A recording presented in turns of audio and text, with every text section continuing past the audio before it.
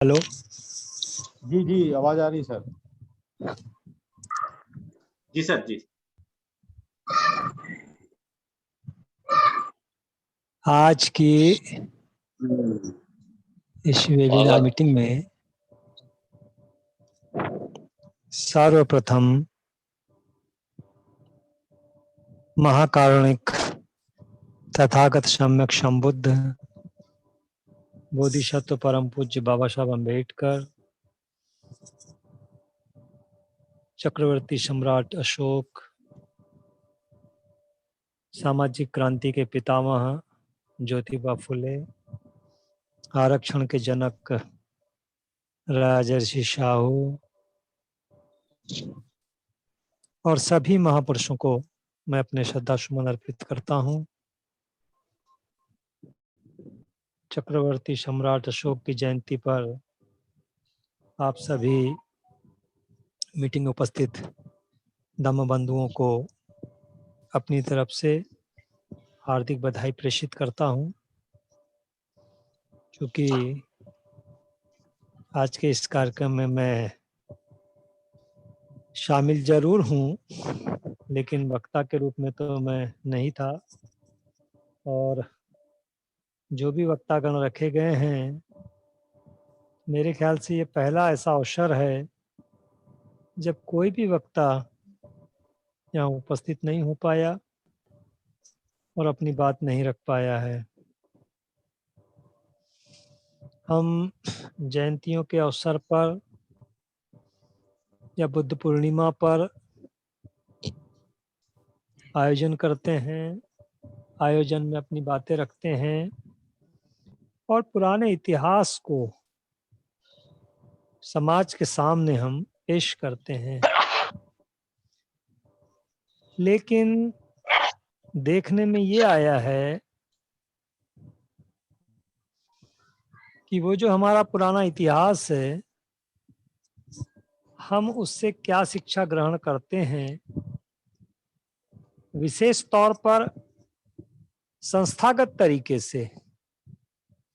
व्यक्तिगत रूप से तो हम कुछ शिक्षा ग्रहण कर सकते हैं, लेकिन जब हम संस्थाओं का निर्माण करते हैं, संगठन का निर्माण करते हैं, तो संगठन के निर्माण के समय उस इतिहास से क्या सबक लेना है, आगे की रणनीति कैसी बनाना है, हमारा जो संगठन है वो 200-400 साल तक या 500 साल तक कैसे चलेगा, इस पर विचार नहीं होता है। और इस वजह से तर्क वितर्क बहुत चलते हैं, उपदेश बहुत होते हैं, व्याख्यान बहुत होते हैं, लेकिन जैसे हिंदी में कहावत है, ढाक के 3 पात। तो जहां से चले थे हम वहीं खड़े पाए जाते हैं। ऐसा लगता नहीं है कि हम कुछ आगे निकल पाए हैं।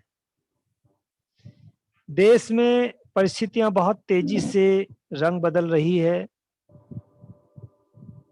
और ऐसी रंग बदलती इस परिस्थिति में समाज के युवाओं को अपने धम्म के लिए, अपनी संस्कृति के लिए, अपने अम्बेडकरवाद के लिए, अपने कबीरवाद के लिए, अपने रविदासवाद के लिए, फूले शाहूवाद के लिए कुछ त्याग करने की प्रेरणा हम किस तरह से दे पाएंगे। जो हम लोग अभी इन मीटिंगों में शामिल होते हैं, इनमें वो जज्बा नहीं है जो ब्राह्मणवाद के मुकाबले खड़ा हो सके। तो समाज के युवा वर्ग को आकर्षित करने के लिए, ताकि हम एक लंबी लड़ाई के लिए अपनी फौज तैयार कर सकें, ये बात हमको सोचना बहुत जरूरी है। मैं समझता हूं कि इन बातों को हम उतना महत्व नहीं देते हैं जितना हम जयंतियों के आयोजन पर, अपने व्याख्यानों पर, अपने भीतर बैठे हुए उस ज्ञान को पेश करने के लिए देते हैं। जब तक युवा वर्ग को हम आकर्षित नहीं करेंगे और वो युवा वर्ग समाज को अपने पीछे चलने के लिए बाध्य नहीं करेगा, तो ये लड़ाई लंबे समय तक लड़ी नहीं जा पाएगी, लड़ नहीं पाएंगे। हजारों संगठन है हमारे, लेकिन युवाओं को आकर्षित करने का जो मादा उनमें होना चाहिए, और उस माध्यम से समाज का जो हर वर्ग है, चाहे राजनीतिक वर्ग हो, प्रशासनिक वर्ग हो, न्यायपालिका में चाहे कम संख्या में भी हमारे लोग हों, कुछ छोटे मोटे धंधा व्यापार करने वाले लोग हों, कुछ किसान हों, जो गृहस्थ हों, इनको हमें किस तरह का जीवन जीना है, किस तरह से हमें लोकतंत्र की रक्षा करना है, किस तरह से हमें संविधान की रक्षा करना है, किस तरह से इस राष्ट्र के लिए योगदान देना है, किस तरह से अपनी संस्कृति के लिए, अपने धर्म के लिए, अपने अम्बेडकरवाद के लिए योगदान देना है, ये संस्थागत तरीके से हम नहीं कर पा रहे हैं। कुछ छोटे मोटे कार्यक्रम चलते रहते हैं, लेकिन जिससे हमारा संघर्ष है, उन्होंने बहुत रणनीतिक तौर पर एक रणनीति बनाकर वो अपने मकसद में कामयाब होते नजर आ रहे हैं। एक छोटा सा उदाहरण है हमारे सामने। बगैर तैयारी के किसी जमाने में जब मोहम्मद गजनवी ने सोमनाथ पर आक्रमण किया था, तो जो पुरोहित वर्ग है वो ये समझ रहा था कि हमारे मंत्र हमें बचा लेंगे, लेकिन उनके मंत्र काम नहीं आए और उन्हें हार का सामना करना पड़ा। हम भी ऐसे ही मुगालता पाल के बैठे हैं कि हमारा संविधान हमारी रक्षा करेगा, हमारा लोकतंत्र हमारी रक्षा करेगा, और हम उसके भरोसे बैठे हुए हैं। लेकिन रणनीतिक तौर पर एक संस्थागत तरीके से समाज के युवा को हम किस तरह से इकट्ठा करें, उनका निर्माण करें और उसे इस कार्य के लिए लगाएं कि वो इस देश में अपने धर्म के लिए, अपनी संस्कृति के लिए, अपने संविधान के लिए, अपने लोकतंत्र के लिए अपना कुछ अर्पण करे, कुछ त्याग करे। जीवन तो सबका चलता रहेगा, लेकिन भविष्य हम अपनी आने वाली पीढ़ियों को किस तरह का देंगे, ये महत्वपूर्ण है। तो जो भी इसमें पदाधिकारी हैं, जो बुद्धिजीवी हैं, जो इस संस्था के शुभचिंतक भी हैं, या और भी जो केवल सुनने के लिए ही सही इस वेबिनार मीटिंग में आते हैं, तो हम सबकी जिम्मेदारी बनती है कि व्याख्यान तो अपनी जगह है, भाषण अपनी जगह है, लेकिन हमें साथ ही साथ अपने युवाओं को, चाहे वो मेरे घर से हो या आपके घर से हो, वो केवल रोजी रोटी के संबंध में ही ना सोचे, पद और प्रतिष्ठा के बारे में ही ना सोचे, वो पीएससी और यूपीएससी के बारे में ही ना सोचे।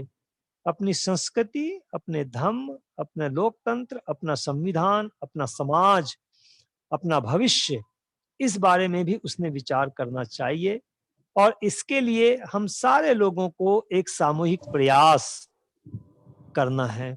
यदि हम सब मिलके एक ही लक्ष्य, एक ही उद्देश्य के लिए यदि हम समर्पित हो जाते हैं, तो मैं समझता हूं कि आज नहीं तो कल हमें सफलता जरूर मिल सकती है। वक्त अभी हाथ से गया नहीं है। ब्राह्मणवादियों की कोशिशें जारी है और वो बहुत तेजी से सफल हो रहे हैं, लेकिन फिर भी अभी हमारे हाथ से वक्त नहीं गया है। और इसीलिए ऐसे समय इस वक्त का फायदा उठाना, ऐसे वक्त में हमें संभल जाना बहुत जरूरी है। इतना ही कहकर मैं अपनी बात को यहीं विराम देता हूं। चक्रवर्ती सम्राट प्रियदर्शी सम्राट अशोक के आज जयंती के अवसर पर मैं आप सभी लोगों का बहुत बहुत हार्दिक अभिनंदन करता हूं, आपको बधाई देता हूं, आपके लिए मंगल कामनाएं करता हूं।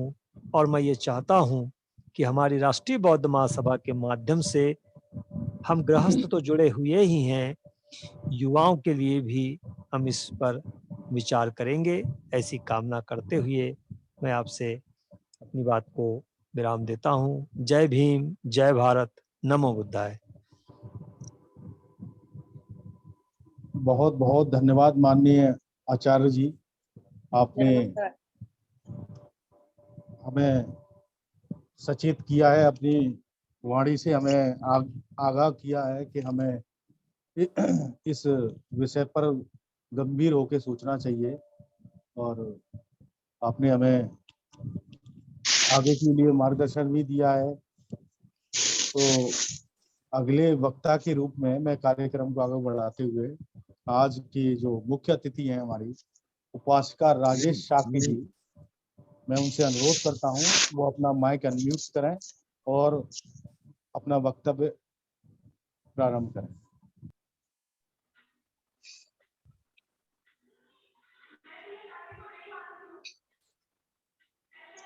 विश्व के प्रथम वैज्ञानिक तथागत गौतम बुद्ध के चरणों में नमन करती हूँ।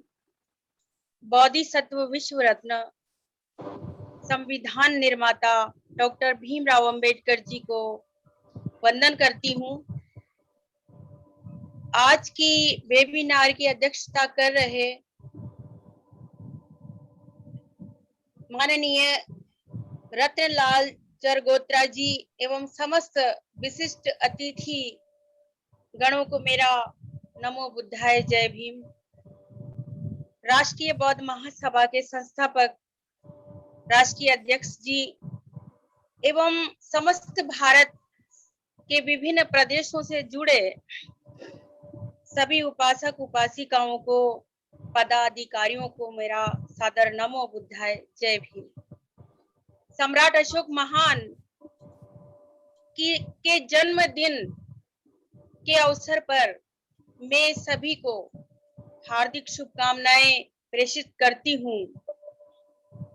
और ऐसे महान सम्राट अशोक महान का जन्मदिन आज हम वेबिनार के माध्यम से अपने घरों पे बैठकर मना रहे हैं। ये अवसर हमें राष्ट्रीय बौद्ध महासभा के माध्यम से मिल रहा है। इसके लिए भी बहुत